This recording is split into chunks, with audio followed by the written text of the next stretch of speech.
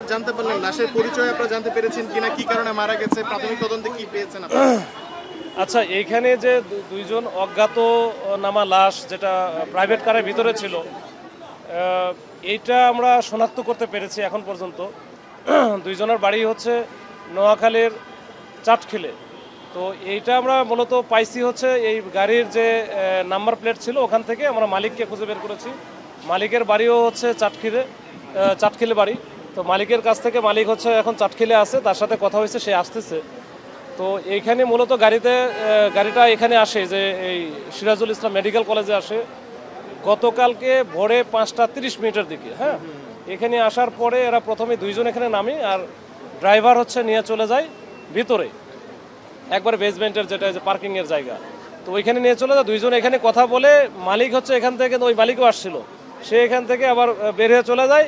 আর সাথে যে ছিল ওর নাম মিজান, এই মিজান আবার ওই গাড়িতেই চলে যায়, গাড়ির উপরে ওখানে গাড়িতে চলে যায়। তো গাড়ির ড্রাইভার হচ্ছে নাম জাকির, বয়স 40-42 হবে আনুমানিক। আর সাথে সেকেন্ড সিটারে যেখানে বসা ছিল তার নাম হচ্ছে মিজান, তার বয়স এরকম 38-40 হতে পারে। তারাও একই এলাকায় বাড়ি এবং এরা পরস্পরের সাথে সম্পৃক্ততা আছে বা এদের হচ্ছে চেনা জানা পরিচয় আছে। তো এইখানে যেটা আসার কারণ হচ্ছে এখানে একজন ওই এলাকার ঘুমাতলি এলাকার একটা ছোট বাচ্চা, ওই যে জুবাইয়ের নাম, তো ওই বাচ্চাটার এখানে একটা অপারেশন হয়েছে, লিঙ্গের কি কিছু একটা আছে, এটা অপারেশন হয়েছে।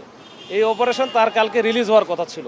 এই রিলিজ হয়ে এটা যেন তাকে নিয়ে যেতে পারে এই জন্য এই গাড়ির সাথে বা গাড়ির মালিকের সাথে যোগাযোগ করছে।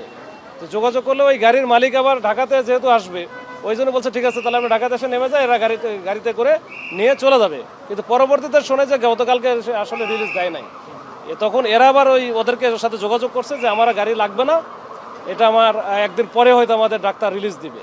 তো এই বলে তারা কিন্তু আবার ওদেরকে মানা করে দিচ্ছে। তো এর মধ্যে যে মালিক সে এদেরকে চেষ্টা করছে গতকালকে থেকেই যে রিস্ক করা ট্রাই করছে, কিন্তু এদের কোনোভাবেই মোবাইলে ঢোকে নাই। তার কারণে বেসমেন্টে আসলে একটু নেটওয়ার্কের প্রবলেম আছে, তবে কিছু ফোন ঢুকছেও কিন্তু রিসিভ হয় নাই। তখন এরা ওর মধ্যে একটা ছিল যে এরা গেল কোথায়, এই সেই অনেক বিষয়টি ছিল।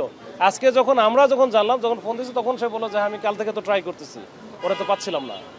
এই হচ্ছে বিষয়। মৃত্যুর কি প্রাথমিক কোনো ধারণা করছেন যে কি? এখন আমরা সিসি ক্যামেরা যেটা আমরা পুরোটা দেখলে বুঝতে পারবো, মোটামুটি আমরা দেখেছি এখন পর্যন্ত ওই রকম অস্বাভাবিক কিছু দেখি নাই যে ওখানে অন্য কেউ যাওয়া বা অন্যরকম কোনো কিছু এখনও দেখি নাই। তবে আমাদের এখন অনেক বিষয় বাকি আছে, এগুলো আমরা আসলে মিলাইতেছি। থরলি একটা ইনভেস্টিগেশন করতে হবে আমাদের, করার পরে আমরা বুঝতে পারবো যে এই দুইটা এই ঘটনাটা কেমনি কিভাবে ঘটলো, এটা আসলে তারপরে বুঝতে পারবো। আর পোস্টমর্টম রিপোর্ট তো আমাদের লাগবেই। আপাতত আমরা পাই না, তার কারণ এটা হচ্ছে তোমার প্রায় 32 ঘন্টার মতো এখানে ছিল, মানে গাড়িতে ছিল। আর বেসমেন্টে তো অনেক গরম, আর যখন গাড়িটা লক করা থাকে, কোনো এসি থাকে না, তখন তো অস্বাভাবিক গরম থাকে।